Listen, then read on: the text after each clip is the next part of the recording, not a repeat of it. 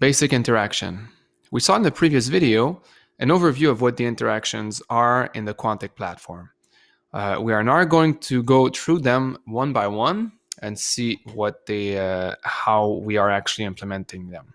So in this video, we're going to cover the basic interactions. So if I click again on the plus here to see the interactions available, this will cover the text box, the circle, the hotspot, and the image. The bookmark as well as the questions will be covered in other videos. Simply click on the interaction that you want to create and it will appear on your player.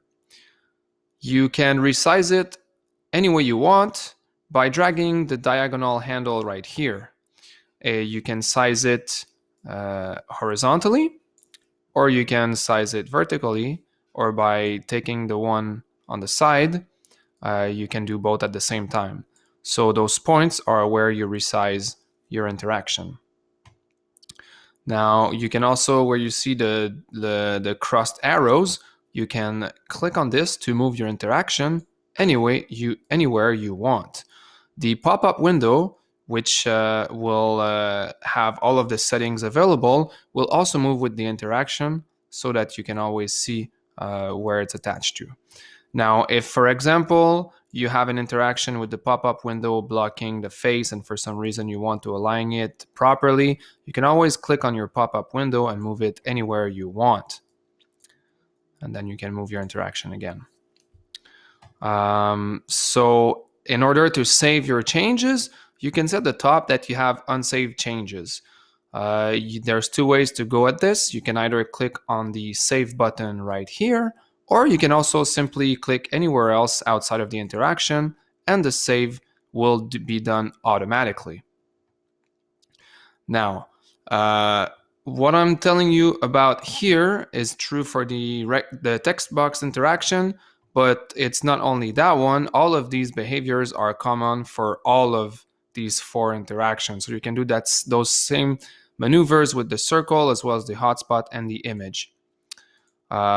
Again, when you're outside with any interaction that I just mentioned, when you're not editing your interaction, if you hover over your interaction, you will see those same handles so that you can quickly resize it without even being in the edit mode. So this is very convenient. If ever you want to move your interaction very quickly, you don't even have to be in edit mode. You can simply, when you see the crossed arrows like this, you can simply click on your interaction and move it around anywhere you want. So this will greatly improve your workflow. I'll give you a small example. If I decide to create a circle and then I want to place them accordingly, but I don't want to go in edit mode all the time, I can simply drag that one here and then grab my other element, place them any way I want very rapidly without having to go in edit mode. So I'll just go ahead and delete that. Okay, so back to my interaction.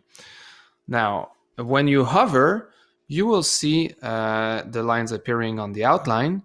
And in order to go in edit mode, you can either click once on your interaction, and this will bring a top menu where you have a couple of operations, one of them being the edit button. If you click on it, it will open the pop-up window that you saw at the beginning when creating a new interaction. Similarly, in order to speed up the process, you can also simply double click on an interaction and it will automatically open the pop-up window so that you can modify your parameters very quickly. Now, if we go back by clicking just once on that interaction, you can see that you have your edit button at the top. And similar to PowerPoint, you also have a bring forward and a send backward button where you can play with the layering of your different interactions. I'll give you an example of that. So I'm just going to create a hotspot now. I'll size it so that we can clearly see the layerings. So really quickly, we can see that my hotspot is on top of my rectangle. If I click on send backward, it is now behind it.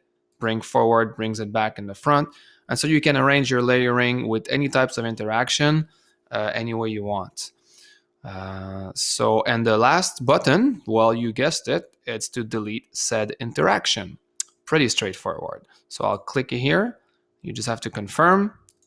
I'm confirming that I want to delete it. Okay, so I'll resize that one a little bit so that it's not as big. Move it over to the side.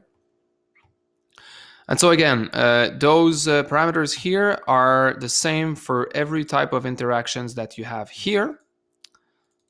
And the behavior that I mentioned before, moving around, resizing, it's also the same for all of these interactions.